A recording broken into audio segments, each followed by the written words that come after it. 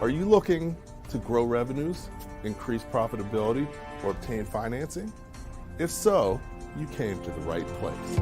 Running a business is all about leadership. How do you become a better leader? Learn from the successful entrepreneurs and business owners how to lead your organization more effectively.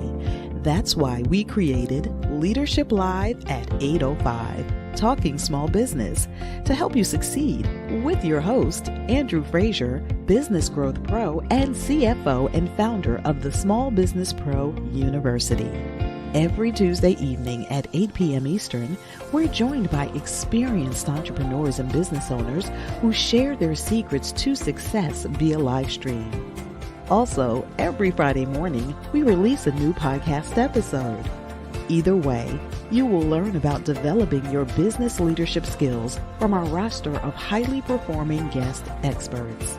Leadership Live is one of the many valuable resources provided through the Small Business Pro University, empowering business owners to learn, profit, and grow. Find out more at sbprou.com.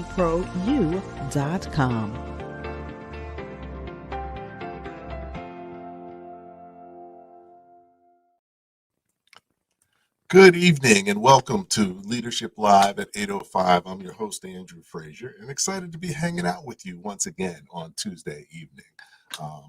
As you know, as a business owner, there's so many things that you need to know to be successful that it's impossible to know them all. However, your business can only go as far as you're prepared to take it. So it's important to continually learn and develop your leadership skills so that you can continually move your business forward. That's why we created Leadership Live at 8:05 to help you become a better leader. It gives you an opportunity to see some great leaders, hear from them, ask them questions, comment. So I encourage you to participate, get as much as you can out of it. And really looking forward to my chat tonight. My guest tonight is Victor Nichols. Known him for many years now. And, he's always been doing some great stuff. Very good at really pulling people together to achieve greater goals than they can do individually. That's his hallmark. He's been doing some great things in Newark. And, not only is he a connector, but he's like a hub and, helps to really leverage strategic alliances. So that's what we're going to talk about tonight. Strategic alliances. As you know, marketing and sales are your most important job. So, this is in line with marketing and sales. So hopefully you'll learn some valuable things that can help lead to more success and more revenue in your business. So let me invite Victor on. Hey, Vic, how you doing tonight? How you doing, Andrew? Thanks for having me on, man. This is great. And thanks for that introduction. Okay. Excellent. Well, thanks for joining me. It's always good hanging out with you. We're going to have some fun tonight. And, that's why I like it in the evening, because we can be a little bit less, a little bit less stiff and and it's not as hectic. Sure. Right. It's not as hectic. So, definitely, I know you, but many people in the audience may not. So what I want to do is give you a chance to talk a little bit about your story, a little bit about your background. Feel free to take a little bit of time, and we'll delve into the topic after that.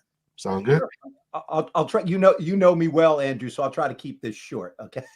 All right. Well, I'll jump back on if it's going too long. How's okay. that? Well, basically, yeah. I'll give you the 1040 easy of exactly what my origins were. Basically started in business back in 1981. Started out of my parents' basement. I started in the typesetting business when there was still typesetting to be done, before desktop publishing, before all this computer stuff. And I used to actually service printers. So I would actually do the typesetting and actually to prep their plates, their metal plates, and then I would deliver those things to those printers. And it was an outside service because it was basically another discipline, really, as far as printing. Printing had these two bifurcated things, the actual printing and then the prep of printing. Now everything is kind of mashed together. So that's how I really got into business. And I ran that out of my parents' basement for some time. And then one of my clients, they said, hey, you know what? I'm spending a lot of money with you. Why don't you get out of the basement and come work over in my place? We'll share space and I can save a little bit of money by, cutting off the rent. So I was like, no problem. And we did that. As that business grew, I then got into more commercial printing. I had a place up in Somerville. I had about 25,000 square feet. I did commercial printing. I was directly across from Ethicon, a J&J company. And those were back in the times that, there was lots of opportunity in printing and there were very few minority printers at the time. And I don't really think there's a whole lot right now, but I was able to get some work from Ethicon and from Johnson & Johnson, and that helped me grow the business. And I started to continue to learn about more and more about other things like full service marketing communication. I got involved with doing things that were above and beyond just the printing, but also more into the marketing realm. So I did that for several years. And then my partner that I had decided to go back to Africa. I then took over the business for a little while and I said, you know what? I see a change in the industry. I see technology coming in. I'm going to move this to the next step. So I started a full service marketing communication firm. I sold off the equipment for that business. And then I took on two partners some years back. And I'm leaving some things out in the middle, but this is the 1040 EZ. I took on two partners. One was Pam Goldstein, who was the communications director for the city of Newark and press secretary to Sharp James for 25 years. And then I also took on Tony Jones, who was the director of marketing for the state of New Jersey. They both left those public service jobs and we decided to join together. I had already had an ongoing concern. They joined my firm and we had a partnership.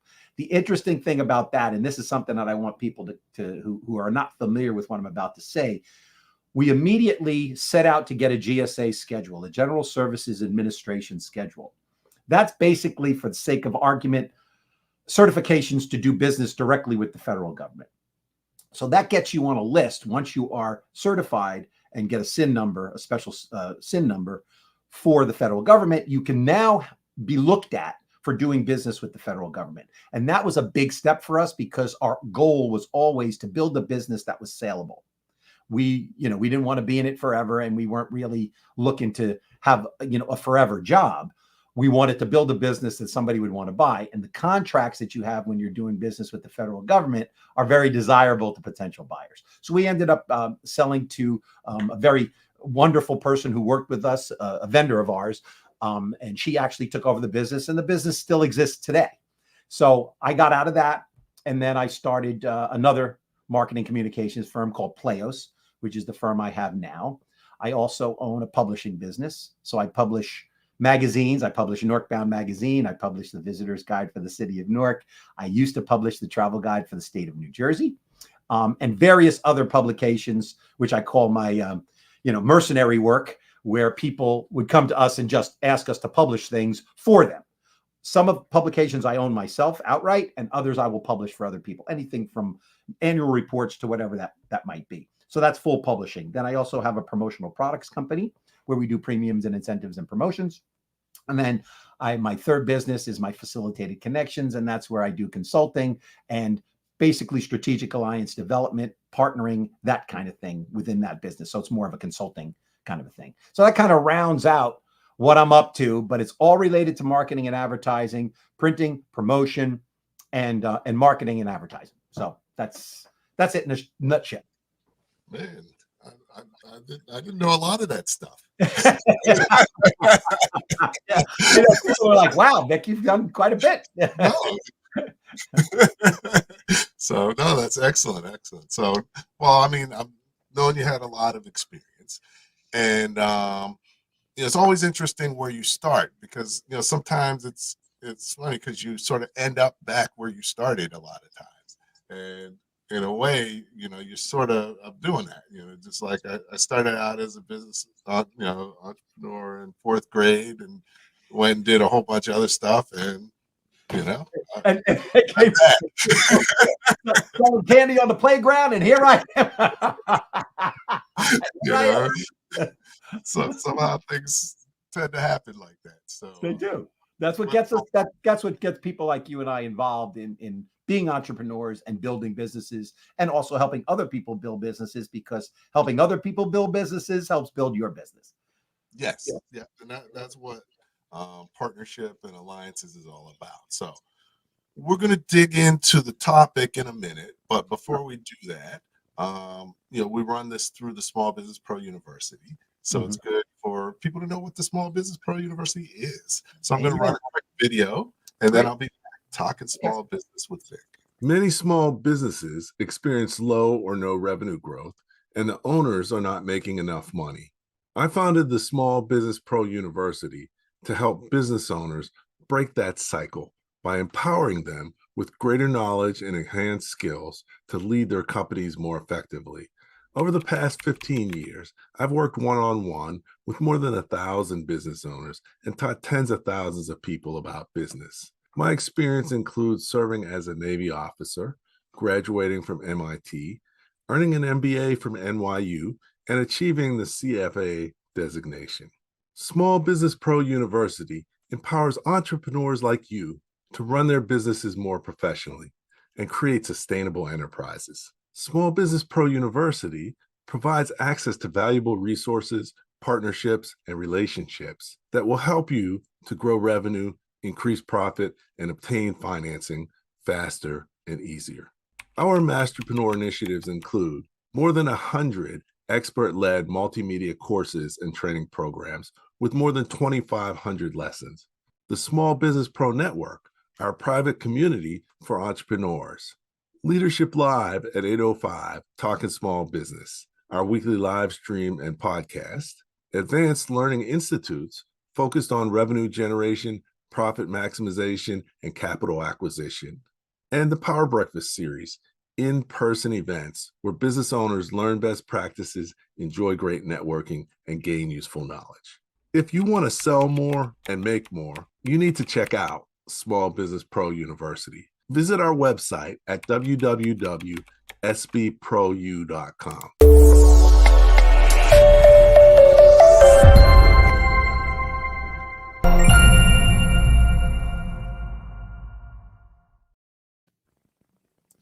Okay, back talking small business with Vic. So Vic, last week you had an event Yes. where you had hundreds of people come to your networking event. And I think that's a great example of what it means to leverage alliances and strategic partners. You didn't do that event by yourself, but you pulled it together, and it wouldn't have happened if it wasn't for you. This is something you did before the pandemic, but this is your first one since. Can just talk through what that event was or what it is? Sure. So people Absolutely.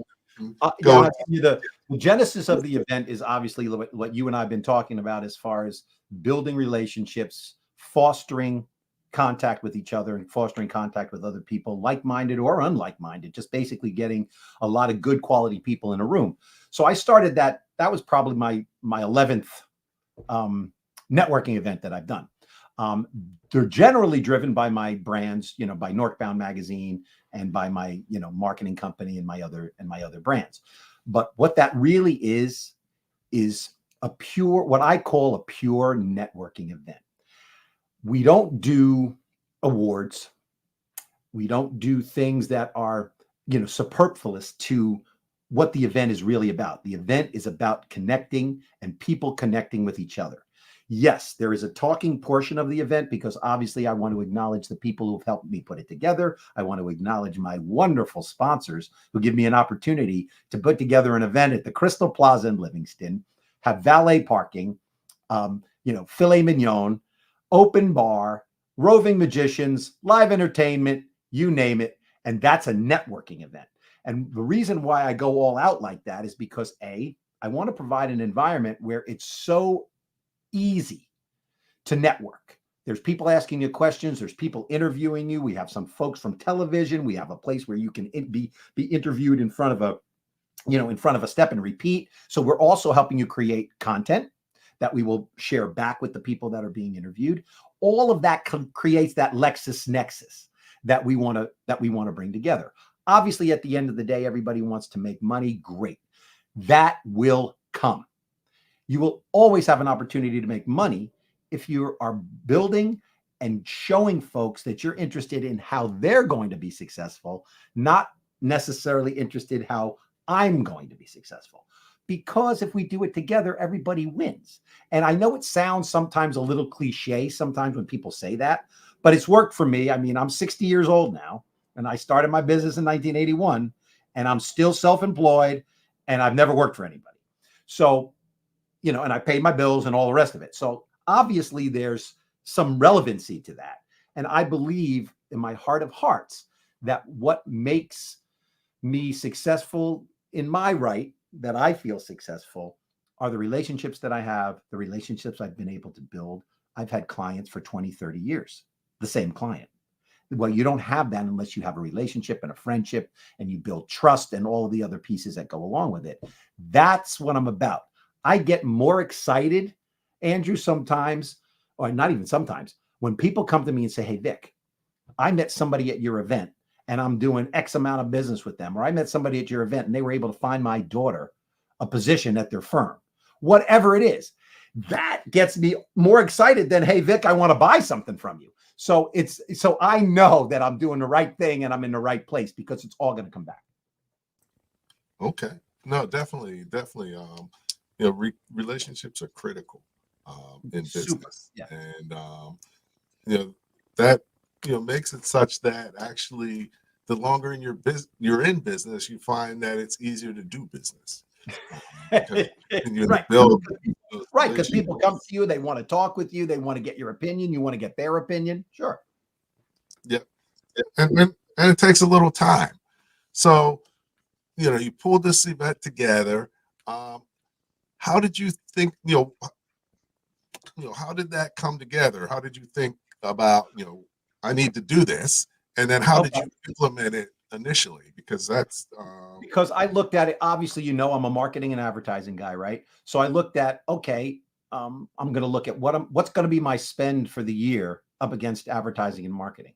Okay. Now, I am a big believer, obviously, in advertising and marketing, but in my line of work, being the advertising and marketing guy that people come to, it's all about how am I going to do the effective way to spend my money, right? And spend time and effort in order to build things that are going to keep on giving. It's not like running a television commercial. It's not like running an ad, because I'm not really selling, quote unquote, a commodity, because it's very consultative. In many of the things that we do are extremely consultative. So there has to be a trust level. Well, the only way to get a trust level is if people know you. And the only way to do that is if they see you. Okay. They've got to see you. They got to see you in action. They got to see how you deal with people. They got to see how you deal with them. Well, the only way to do that is in person. I'm a big believer in, yes, what you and I are doing right now is utilizing and leveraging technology. Absolutely. But when it comes to building trust with people that you either already know or want to know, there's no substitute for in person. So that was the reason. That's the impetus of the event. That's the reason why I have the event. And the reason why the event goes the way it does, and I'll give you some of the reasons why the event is done the way it is. You pull up to the building, it's valet parking. I don't know too many networking events where you have valet parking. Okay. Oh, and by the way, it's free to attend. So you have valet parking. As soon as you come up to the building, you come up to this beautiful building, which is a 5-star venue. You walk in, you register. If you've already registered prior, if you have not registered or you were asked to come there by somebody else, we want your information. That's the only way you're going to get in. That's your price of admission. You got to give us your information. Then you come into the first room where we have our partner vendors. Okay. We have our partners in there who are trying to, who may have things out on the tables and things that they want to discuss with people, but they're the sponsors. They're the ones who are actually footing the bill for something like this. Okay. Or at least contributing a large portion to that. So I have that portion first. And I do that for about 45 minutes before I open the main doors. And I walk around and I listen to people talking and they're like, wow, this is really nice. I've been to a networking event like this, and they're just in the cocktail hour. Okay. They haven't even really gotten into the event yet. Okay. Then the doors open into the main room. I have a band. I have live entertainment, stage. I have a roving magician. And there's a reason why I do that. I always have a magician at my events, because when you come to a networking event, there are groups of people or individuals who may not know people. They want to meet people, but they might not be as forward as people like you and I are. A magician does magic in small groups, and it gives people something to focus on. And then he gets them talking, because they first start talking about the magic, and then they start asking each other, oh, well, what do you do? What do you do? It's basically an icebreaker. That's why I have a magician at my events, not because I'm, crazy about magic. There's a reason for it. Then I also have photo booth. I have entertainment. I have an open bar. All of those are to create an atmosphere where you're relaxed and you want to get to know people. That's the reason why I do it. Okay. No, definitely. So now your partners, Mhm. how did you get your partners? How did you communicate it to them? The value proposition such that they wanted to partner. That's a fantastic question. It wasn't because my event's not a standalone event, Andrew. It is an event that's part of my ecosystem. So my partners are partners that participate in my magazines, who participate in my marketing and advertising agency, or may even have gotten to me through, premiums and incentives, or possibly printing. They could have come to me in all different ways. What I say to them is, by the way, as we're starting to build our relationship, yes, there's a universe here, and there are other things that I do, and I have this annual event. They're already been indoctrinated into how we do business, who we do business with, how we are interested in connecting them with our existing clients. Okay. It's not just, hey, what can you buy from me? It's, how can I help you? Right. And if you don't buy anything from me, that's fine. You may know somebody who has a need for my good or service somewhere down the line, or you may come back to me and say, Vic, now's when I need you. But that relationship has been built. That's the reason why I do it. So my sponsors want to be part of that ecosystem. Okay. They want to be part of the entire ecosystem. So now they have touch points when I'm doing events, or when I have other partnered events, or when I'm with other clients. And I'm not going to name names, but I just introduced one of my clients to another one of my clients, strictly because I knew that this client had the need for this. I don't get anything from that. I don't get any, well, I shouldn't say that. I don't get any monetary remuneration from that. However, I've now put two of my clients together, and they're now doing business. That's a good thing for them. And it's a great thing for me, because now that builds trust, and it also builds a value proposition. Hey, Vic's not just looking out for himself. He's actually trying to bring us business. Okay. So are you like the Godfather? You're like, I did this for you, so one day you'll owe me a favor. That's a fantastic question. That's a fantastic question. And I got to be honest with you, Andrew, in the early days, there was certainly this inside of me, this quid pro quo kind of an idea. Okay, especially as a youngster. Because here I am out here hustling, breaking my behind, trying to figure out how I'm going to get my next gig, how I'm going to pay the people who are working for me, how I'm going to pay myself, how I'm going to make payroll, whatever it is.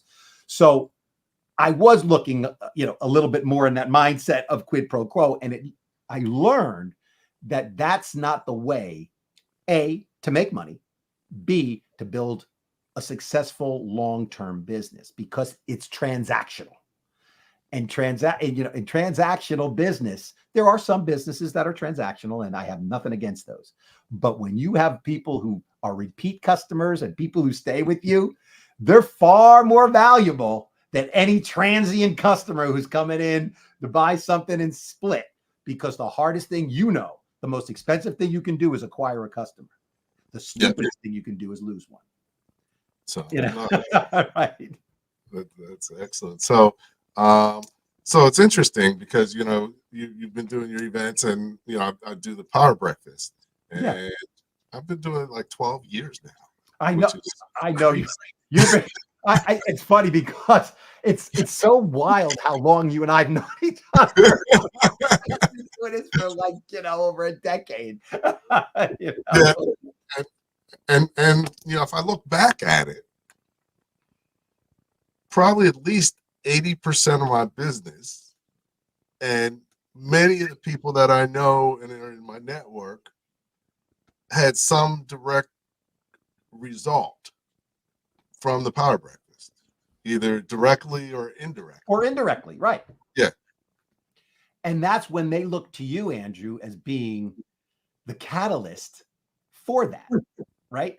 And they're going to come back to you for the things that you do, but they're also going to come back to you for advice. They're going to come back to you for interconnectivity. I mean, I was teaching a course over at Rutgers Business School, in which I do as a guest professor every now and then. And, I say to people, you really want to be a resource. I said, people will call me if they want to refinish a chair or if they want to buy an airplane. And I've had those two calls. I was able to get the right person to refinish their chair. And I was also able to get the person somebody who sold them an airplane. So that being that resource was truly amazing. Now, I didn't do that for any other reason than I had the resource. Funny enough, on the airplane gig, at the end of that, probably about 6 months later, I received this check in the mail. What the hell is this? Open up this thing. I see a check in the mail. I call my buddy. He says, look, man, you got me a deal for somebody to buy an airplane. I just thought I'd give you a little bit of a commission to say thanks, and that wasn't why I did it, but it stuck in my mind. And guess what? Next time somebody wants to buy an airplane, I know who I'm going to, refer them to. So it's those kinds of things that you start to realize are the fabric of what it is that you're doing and the fabric of your business. Definitely. So, excellent. So, definitely we mentioned the Power Breakfast. Mm-hmm. And we just had a great one back in, what was it, April, March? Mm-hmm. I don't know. This year's going fast, but our next one's going to be July 26th. Oh, wow. Okay, so it's coming up. It's coming up, and actually we're going to do a full day conference. So this is oh wow. Where are you planning on holding it? We're going to hold it in Newark, most likely NJIT, and perfect spot. And our keynote is Precious the Killer Pitch Master Williams. So, I love it, brother. I love it. So that's going to be awesome. And you said it's going to be that's going to be a full day? It's going to be a full day. Okay. So yeah, and the other thing we do is we do a networking reception the night before. So so you'll do an evening reception cocktail kind of a vibe, and then into the next day. Okay. Yep. All right. Well, I want to get all the information on that, because what I'll do, I'll stay in the city that night. Okay. Excellent. Go to the thing and then stay, because I do that even though I don't live far from Newark. But I do that because it just makes a lot more sense, and you're fresh in the morning. You're fresh. You get to it, whether it's a meeting, whether it's an event or whatever. I do that all the time. Like I'll go to something at NJ Pack and I'll stay overnight, even though I'm only, 20 minutes away from where it is. It's just more convenient, to stay. And there's stuff to do. You go out to dinner or whatever, So cool. So, for those of you who have never been to the Power Breakfast, I'm just going to play a short video just so, and then I'll be back. That's excellent. They got to go, brother. Definitely.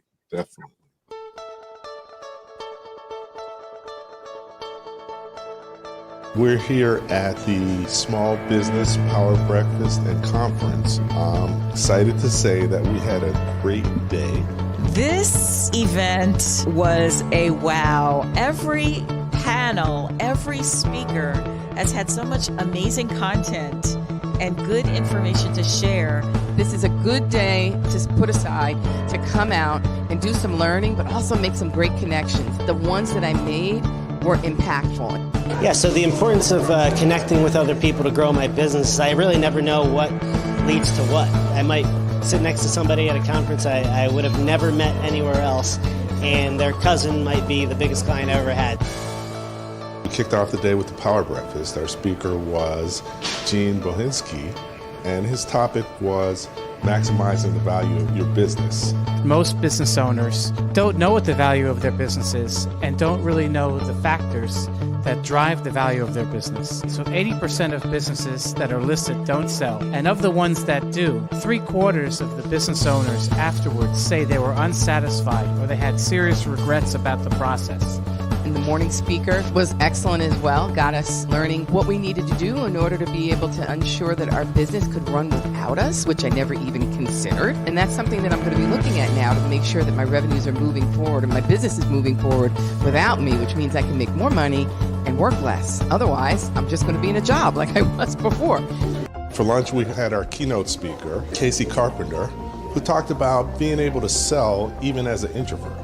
I'm Casey Carpenter, the sales breakthrough coach, and I gave a presentation today about 5 ways to dispel fear in selling and boost the revenue in your business. I have written a book called Introverts in Sales: Turn Your Peaceful Power into a Powerful Selling Machine.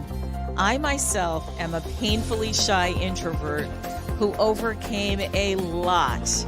My number one tip is to quit pitching and start connecting, because it's really through relationship building and connection and genuine like for each other that sales even happen in the first place. I mean, why is it that we can't think of sales as something that is wonderful, where two people sit across the desk from each other and we agree and there's solutions and promises and it's really nice? Why can't it be that way? I believe it can.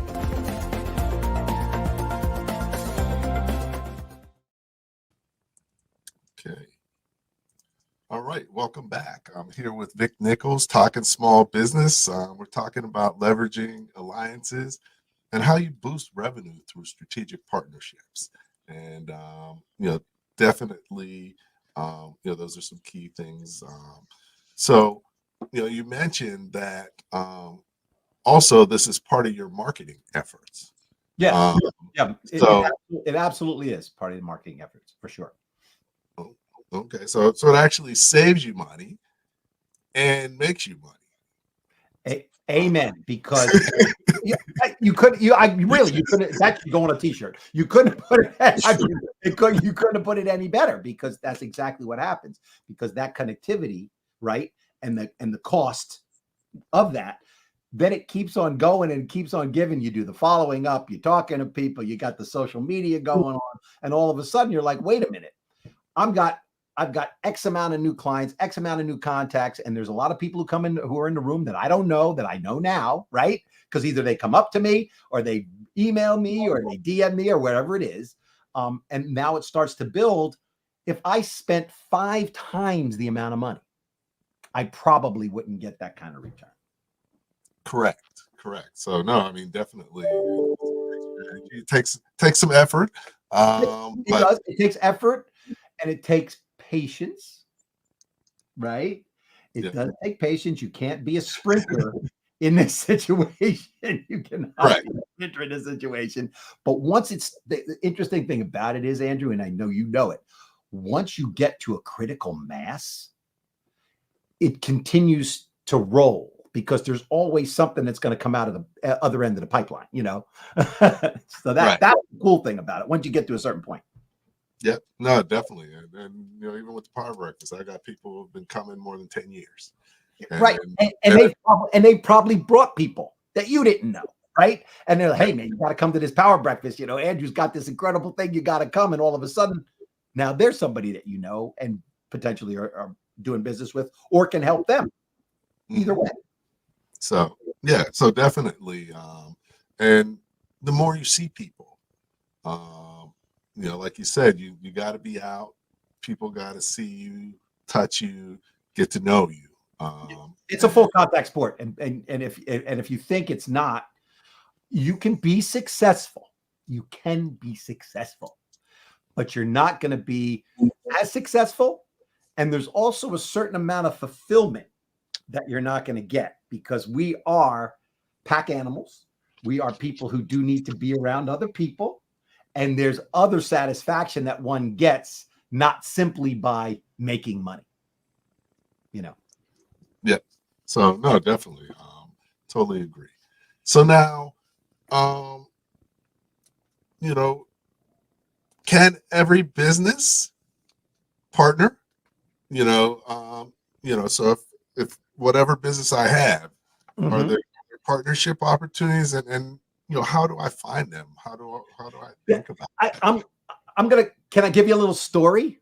Sure. I want to give you a little story. So this happened some years back, but it's such a great illustration of the question that you just asked me.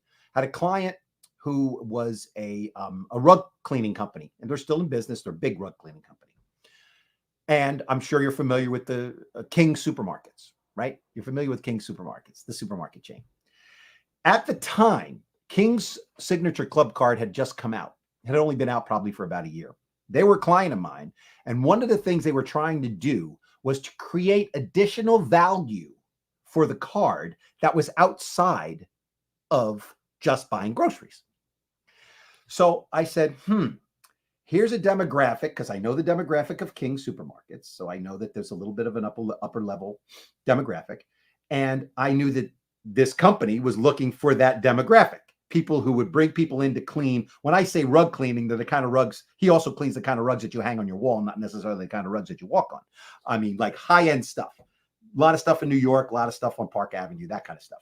So I said, why don't we offer a program that you need your signature club card? So we did advertising within the store, and we drove it to a special line that rang at his place. And it was answered, a special line answered for that program. So people knew they were calling for that particular program. We would ask for the signature club card so we could report back to the client, and they would give them a special discount on the actual services. Now, after it was in place for probably about a month and a half, I was on retainer, right? I was on retainer for this particular client. And I went into him, I said, you know what? Forget about my retainer. I want a percentage of the business that comes in as a result of this program.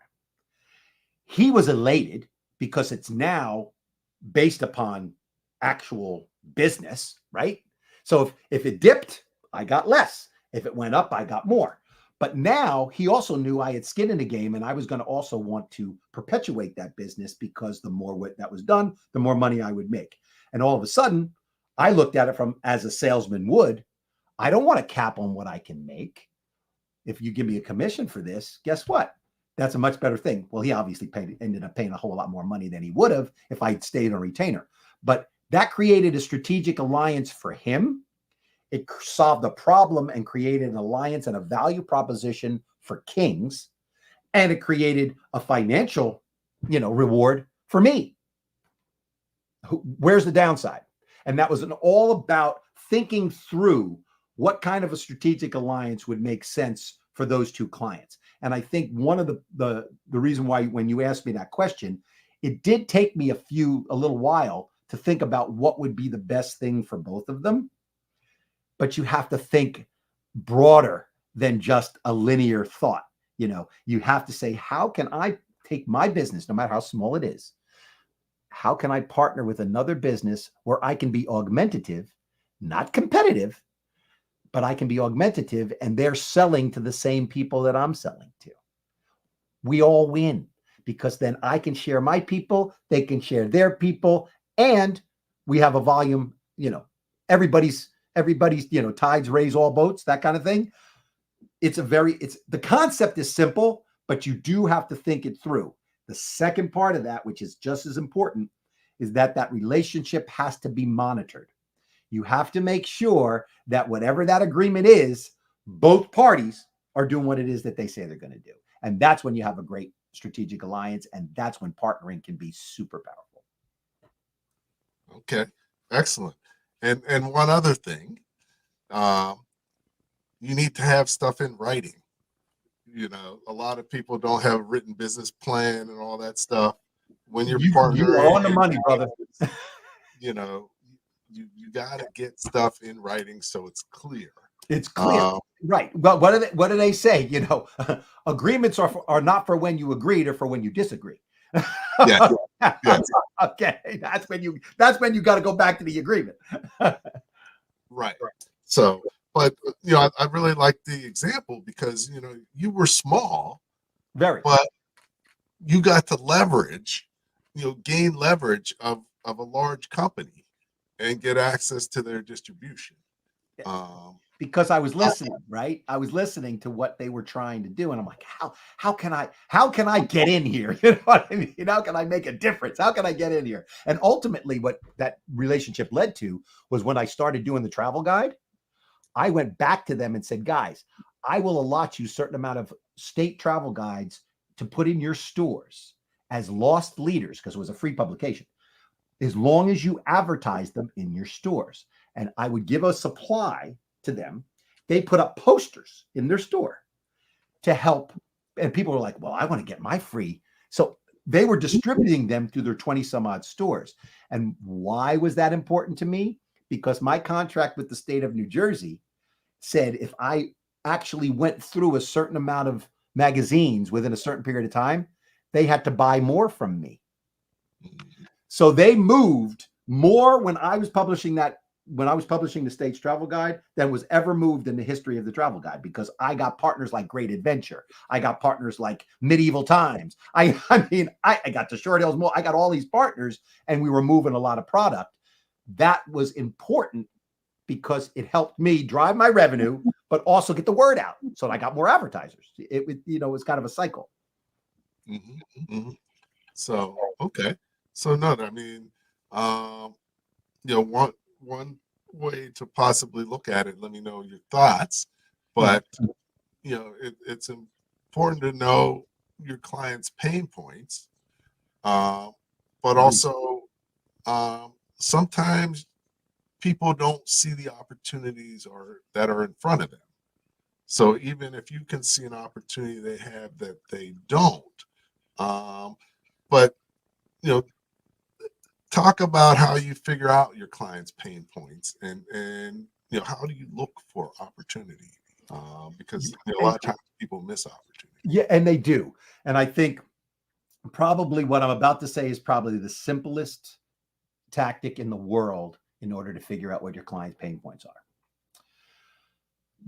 Be attentive and shut up, because people will tell you eventually what their pain points are.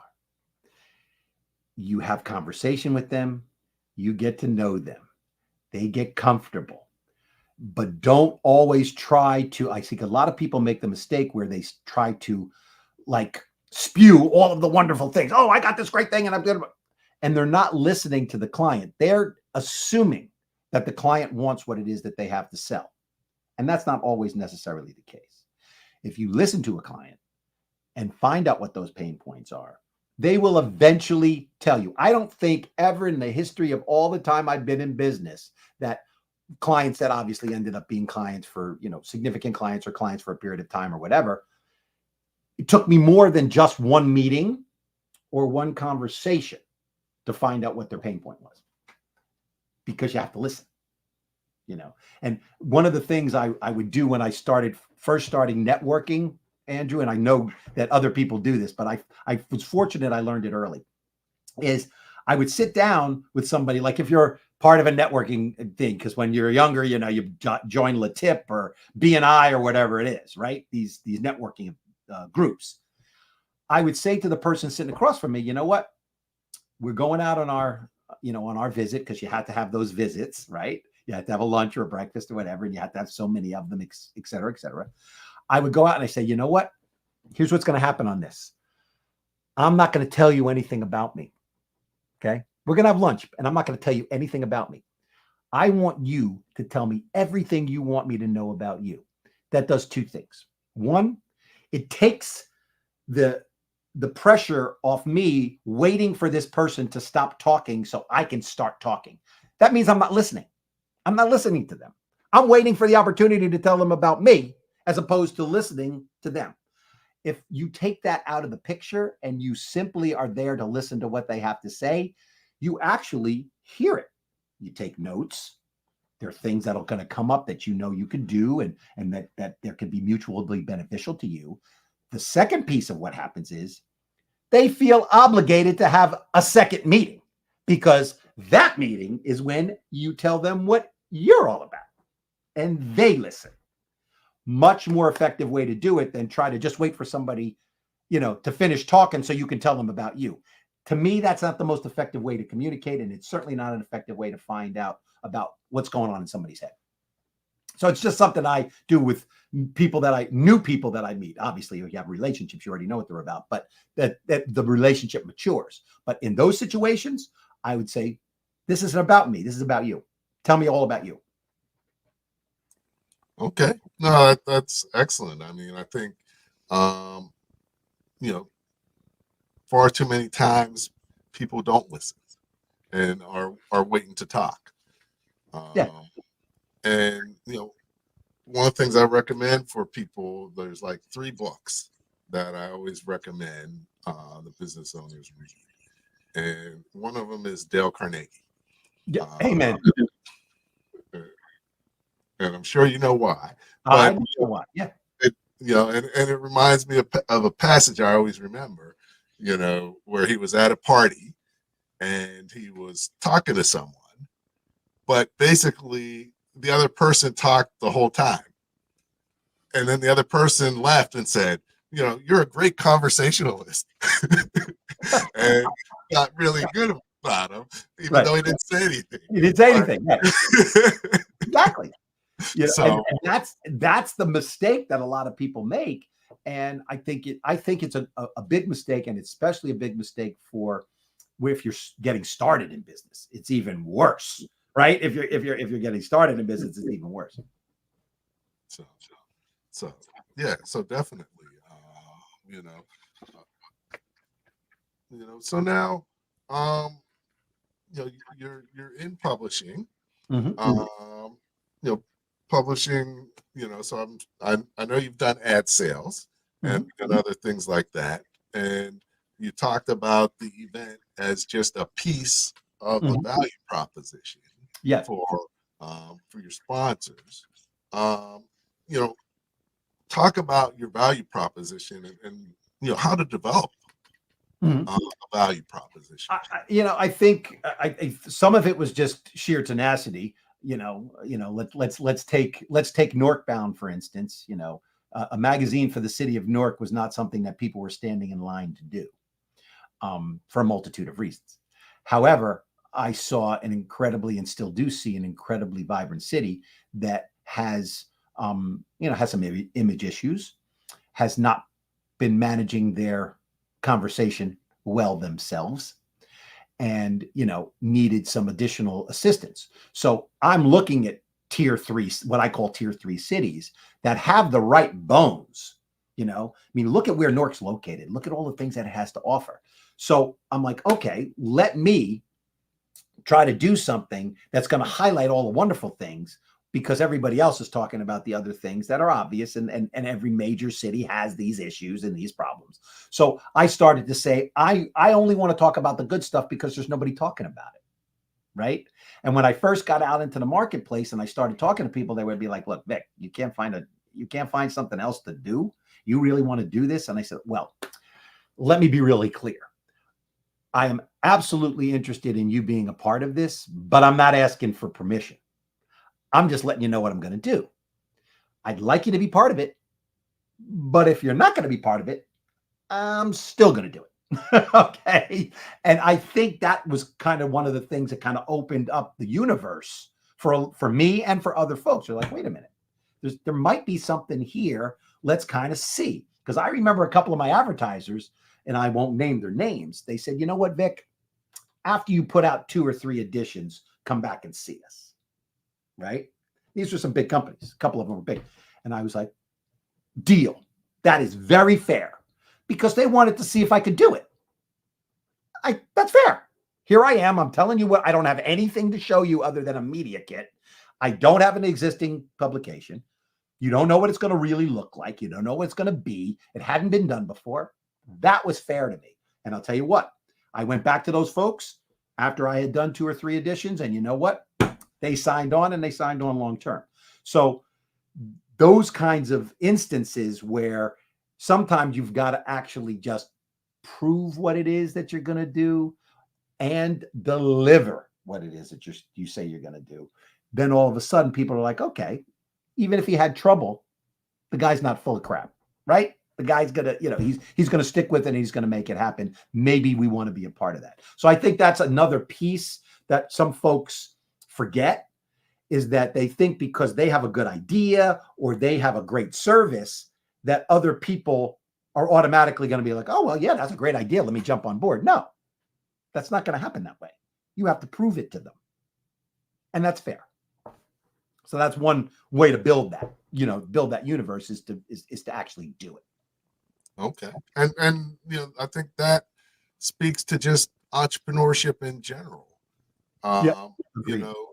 You have to have a higher level of commitment to be an entrepreneur, to be successful, because there's a level of risk that you have to take. If there's no risk, there's no reward, and you don't make it. Exactly. Right. No pain, no gain. Right. Right.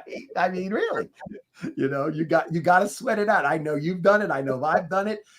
I remember I took a course in college when I was younger, and it was the only course I think I took that was even business related.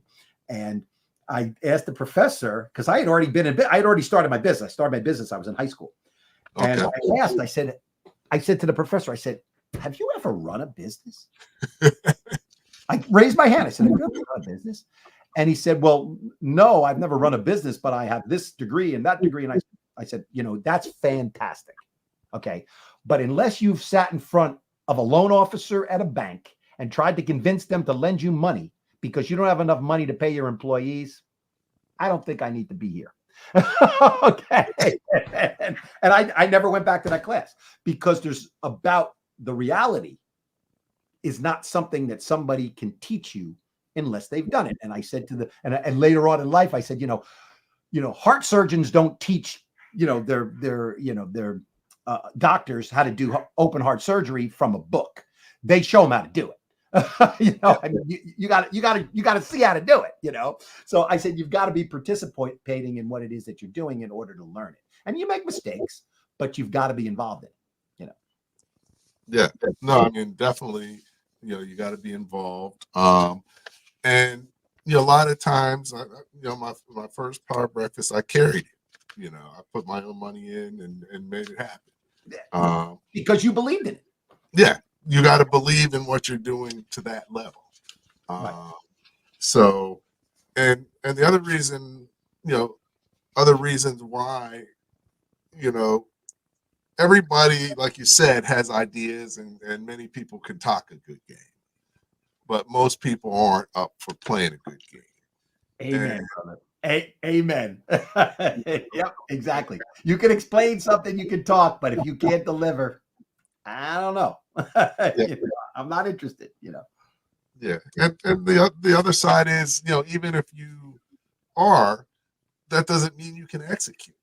You could have the best plan ever. But if you can't execute it, that's why, when people are investing, a lot of times they're investing more in the person than the plan.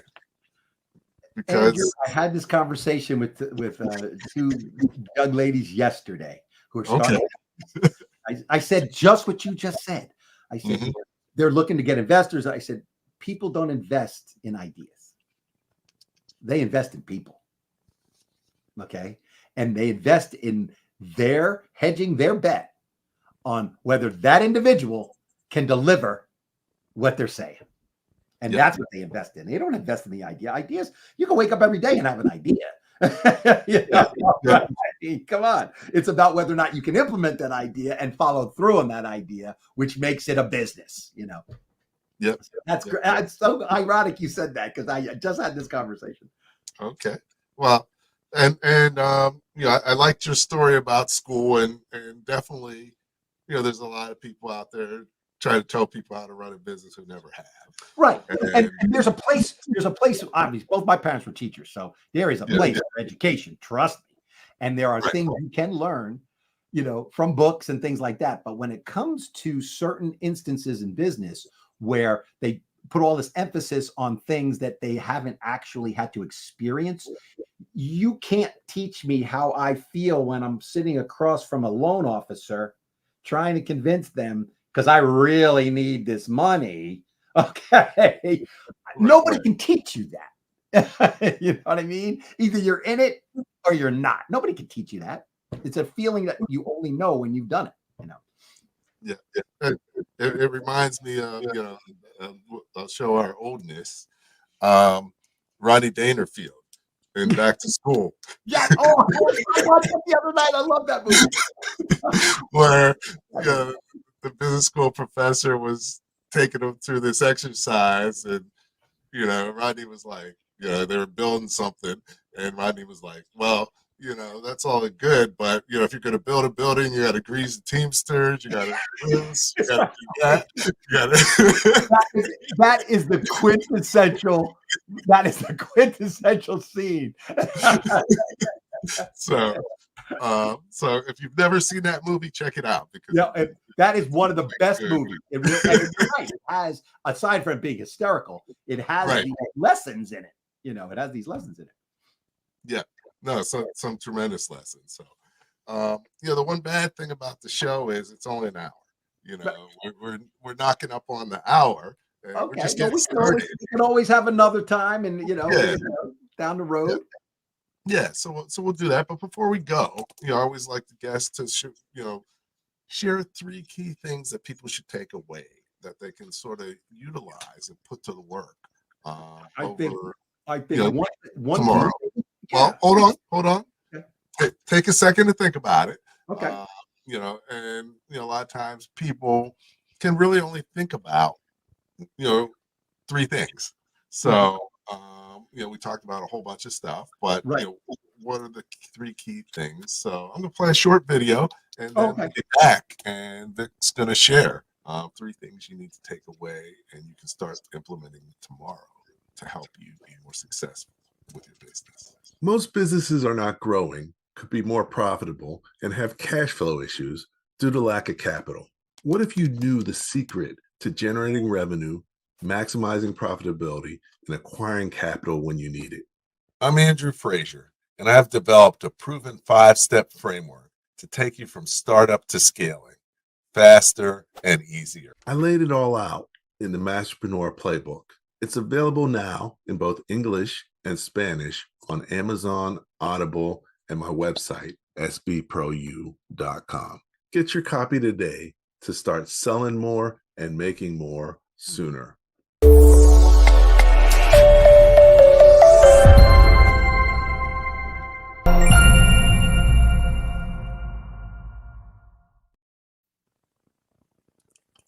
All right, good evening. I've been chatting with Vic Nichols tonight, really talking about how to leverage alliances and boost revenue through strategic partnerships. We covered a whole bunch of topics, but Vic's going to share 3 things that you can take away with you to really utilize to help you be more effective, help you think about how to leverage alliances and how to boost your revenue, because that's what it's all about. So what do we got, Vic? I would say I always like to keep it very, very simple. And these are things that are simple in concept, but sometimes take a bit to actually do, some practice to do. First and foremost, listen. Listen more. Okay. Listen as much as you can. Talk less. You're going to learn what it is that you need to know about the person that you're with. The second, do what you say you're going to do, whatever it is, no matter how minor it is, no matter how major it is. Do it. Because people will remember if you don't. They don't always remember when you do, but they absolutely remember when you don't. And also the last thing I would say is don't be afraid to fail. Innovation comes from failure. And you're going to try things and they're not always going to work out. Don't freak out. Keep moving. So those would probably be the 3 things that I would suggest. Okay, excellent. So listen and don't talk too much is key. Do what you say you're going to do. Probably 80% of people don't. So, you're already in the top 20 if you just do what you say you're going to do. And, another side of that is it's good to under promise and over deliver. So, Amen. you don't want to say you're going to do things that aren't achievable. Right, exactly. Right. No, you're not going to do them. Right. Right. It's too up here. You're not going to do it. Right. And it's good to have a little something in your back pocket just in case things don't go as planned. So, amen. So definitely that. And then don't be afraid to fail. That's really when you learn the most. I mean, I think, many of my failures have really helped me to be able to help people significantly. So, I don't know if you know Willie Jolly, but I think his book is, a setback is a setup for a comeback. Mm-hmm. So, when you fail, it's just setting you up to come back. You just got to get. That's the stage. You're absolutely right. Yeah. So this has been great. I can't thank you enough for having me on, my brother. This is awesome. Excellent. Anything you want to share before I close out? The two things that I want to make sure that people know is that the new visitors guide for Newark will be coming out probably in June, and to be also keeping their eyes open for the new edition, the next edition of NewarkBound, which will be starting to come out again. We're going to do that in September.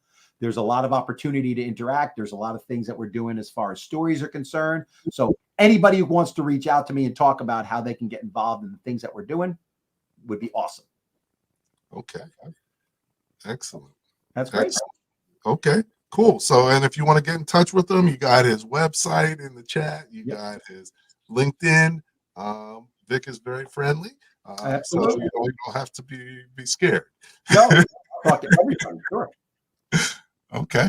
All right. So I'm going to close things out and just hang on for a minute and, we'll go from there. So, once again, had a great show. Vic's very knowledgeable and shared some valuable stuff. So hopefully you took something away. I definitely did as well. And, it's always great to have people on like Vic. Next week, we're going to have a little bit of a different topic. And next week, we're going to be talking to, where is he? Okay. We're going to be talking to Matt Clark and how to make your business irresistible. So definitely, I'm looking forward to talking about that. I need to make my business irresistible. And, there's definitely going to be some great lessons. So hopefully you can join us and benefit from it as well. So, at the end of the day, when you're in business, the more that you know, the faster and more successfully your business will grow. Thank you for listening to Leadership Live at 8:05, Talking Small Business. Subscribe to our YouTube channel and to the podcast on your favorite podcast platform. Leadership Live is one of the many valuable resources provided through the Small Business Pro University, empowering business owners to learn, profit, and grow. Find out more at sbpro.u.com.